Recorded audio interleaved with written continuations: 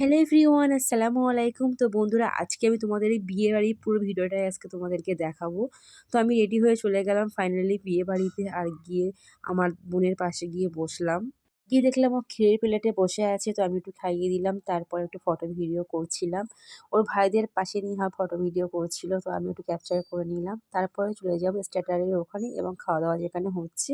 বর বসানো ওইখানে হয়েছে, পাশে প্যান্ডেল করা হয়েছে। তারপরে ফাইনালি ভিতরে ঢুকে পড়লাম। তোমাদেরকে জাস্ট একটু চারিদিকটা ঘুরিয়ে দেখিয়ে দিই। তো চলো যাওয়া যাক, কি কি আছে স্ট্যাটারে।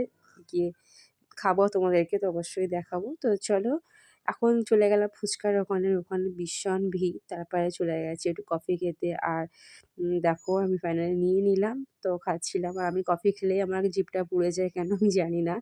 তারপরে চলে এসেছি পকোড়ার ওইখানে যাব। তারপর তার আগে একটু তোমাদেরকে জাস্ট চারিদিকটা দেখিয়ে দিই। আর অনেকটা জায়গা বড় ছিল, খোলামেলা জায়গা ছিল, বেশ বাচ্চাদের মানে মাম্মামও খুব খেলা করছিল ওইখানে গিয়ে। তারপরে দেখো এইখানে বর বসানোর জায়গা করেছে। এখান থেকে চলে যাবো যেখানে রান্নাবান্না হচ্ছে। আর মেনুতে তো বিরিয়ানি ছিল, তোমরা দেখেছো। দেখো কাকুটা কত সুন্দর করে বিরিয়ানি তুলছিল।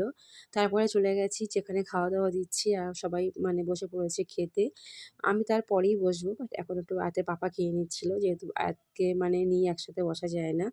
তো তারপরে ছোট দেওর ওখানে পকোড়া খাচ্ছিল, আমি ফুচকা খেতে চলে এসেছি। অনেক ভিড় ছিল, তো আমি সাইড দাঁড়িয়ে খাচ্ছিলাম। জানি ওয়েট করলে অনেকটা টাইম চলে যাবে।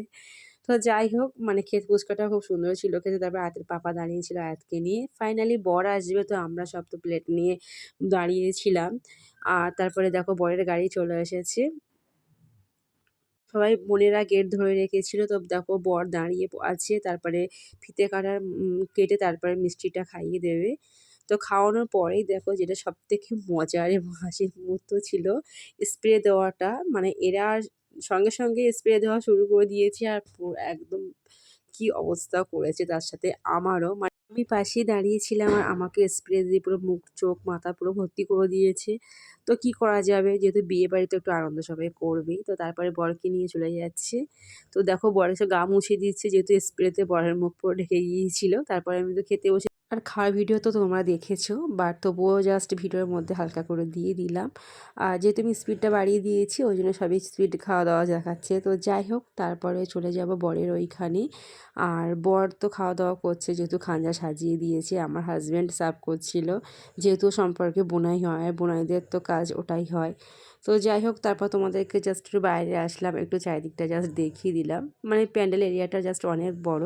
তারপরে তো বিদায় পর্ব শুরু হয়ে যেটা সবার শেষে আর কি করা হয়, মিষ্টি তার সঙ্গে একটু শরবত খাওয়ানো হয় নতুন বর বউকে। তো তারপর দেখো তো খাচ্ছিল। তারপরে খালুজি চলে আসলো, জামাই মেয়েকে হাত মিলিয়ে দিল এবং জামাইকে গিফট দিল। তারপর দেখো ওরা তো খুব কান্না করছিল, আর খালুজিও কান্না করছিল। যেহেতু প্রথম বড় মেয়ে, কষ্ট হওয়াটা স্বাভাবিক। তার সঙ্গে খালামণিও ভীষণ কান্না করছিল।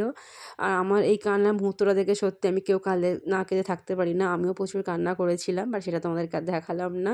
তো দাদুর পায়ে সালাম করেছিল, করার পরে এবার ফাইনালি ও এখান থেকে বার হয়ে যাবে শ্বশুরবাড়ির উদ্দেশ্যে। তো তারপরে দেখো গাড়িতে উঠে গিয়েছে ওদের নতুন জীবনের জন্য। আর তোমরা সবাই মানে অনেক দোয়া ভালোবাসা দিও বন্ধুরা। তো আজকে এই পর্যন্ত, সবাই ভালো থেকো। আল্লাহ হাফেজ।